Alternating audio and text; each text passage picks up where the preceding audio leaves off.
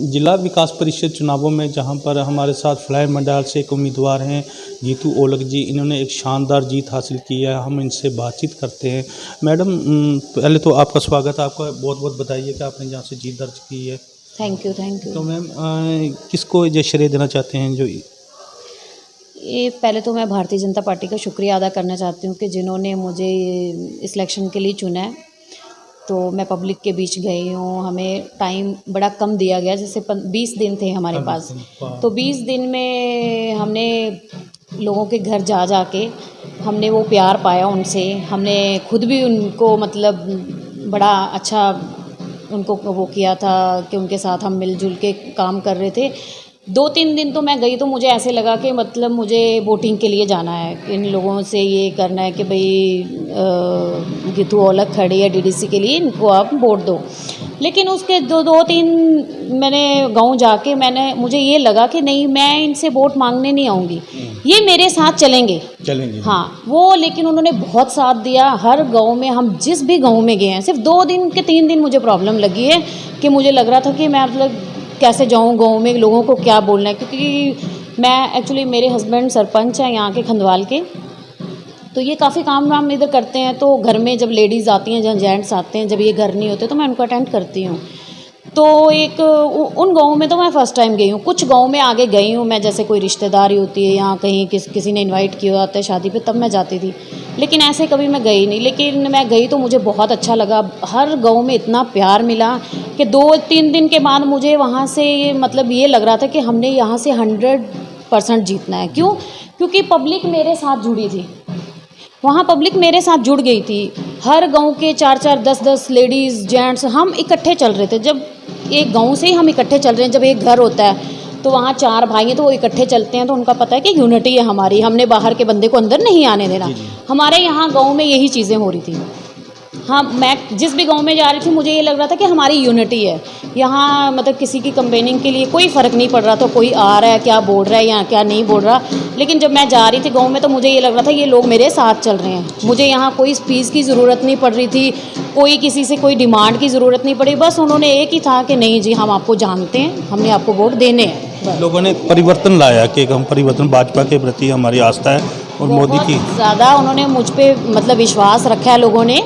और मैं उनसे ये वादा करती हूँ कि जो उन्होंने उम्मीदें मुझसे लगाई हैं मैं उस पर ज़रूर खरी उतरूँगी। तो जी, एक सवाल हम आपसे ये पूछना चाहते हैं कि आप गांव-गांव गए, लोगों की समस्याओं से भी रूबरू हुए, क्या-क्या जो खास समस्याएं आपको देखनी पड़ी जो पंचायतों में?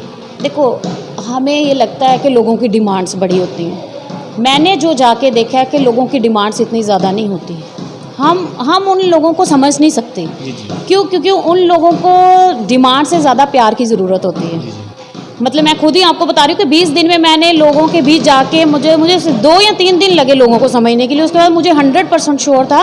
ये मैं घमंड से नहीं बोल रही हूँ, मैं लोगों के व्यू आपको बता रही हूँ कि लोगों के बीच मैंने जाके जब उनकी सुनी, जब मैं उनके साथ बैठने लगी तो हर बंदे के मुंह पे यही था कि नहीं, हमने आपके साथ चलना है।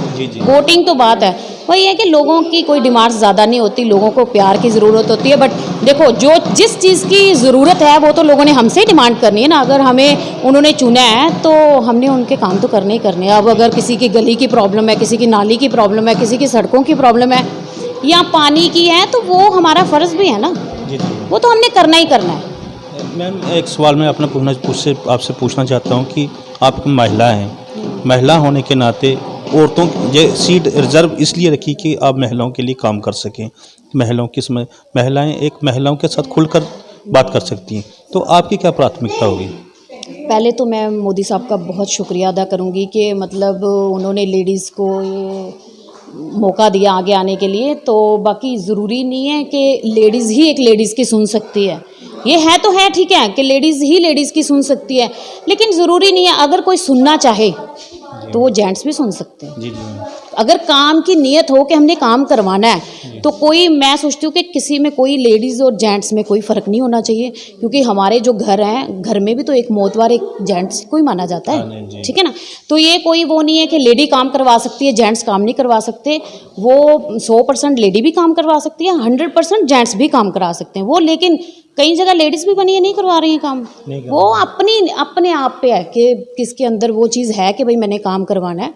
बट मैं तो काम करवाऊंगी, क्योंकि मुझे जो प्यार यहाँ से मिला है, मैं मतलब सोच भी नहीं सकती थी कि मुझे इतने अच्छे वोटों से इतना मतलब लोगों का वो मिलेगा प्यार, ये मैं समझ नहीं सकती। लेकिन जो लोगों ने मुझसे उम्मीदें लगाई हैं, मैं 100% पूरा करूँगी। गीतू ओलख का क्या उद्देश्य होगा फ्लाई मंडाल की जो आपके जो ब्लॉक के लिए क्या करना चाहेंगे, जो खास आपके मन के यार ये काम मैंने करना है, क्या आपके पास पावर भी है आ जाएगी जी? देखिए, मैं सबसे पहले तो अपनी तवी का काम करवाऊंगी, जी क्योंकि हमारे जितने भी गांव हैं इस तवी से सबको नुकसान है। एक तो ज़मीनें उनकी ख़राब, अगर फसल लगाओ तो वो क्रेट ख़राब। लगाने का काम करवाएंगे है ना? हाँ, क्रेट। मुझे ये है कि मैं इसको इस तरह बनाऊं कि दोबारा आने वाले टाइम पे हमारे बच्चों तक ये चीज़ चले, कि पता चले कि किसी ने यहाँ पे काम करवाया था। जी जी। तभी का क्रेट हाँ जो जी। महत्वपूर्ण है, क्योंकि ज़मीन तभी का भाव कई बार ज़मीनों को ले जाता है, कभी ले का जाते हैं। वो बड़ी करवाना ज़मीनें, चाहिए। बहुत ज़मीनें हमारी ख़राब हुई हैं, सब लोगों की ख़राब हुई हैं। लेकिन सबसे पहले तो मैं यही बोलूँगी कि मैं तभी का काम करवाऊँगी। बाकी जो जैसे मुझे पब्लिक चलाएगी मैं वैसे चलूँगी, मैं अपने से नहीं, मुझे पब्लिक के साथ चलना है। तो वो जो उनकी डिमांड्स होंगी वो मैं पूरी करने की पूरी कोशिश करूँगी। जब थे हमारे साथ जो गीतू ओलख जी जो फ्लाई मंडाल से भारतीय जनता पार्टी से चुनाव जीते हैं,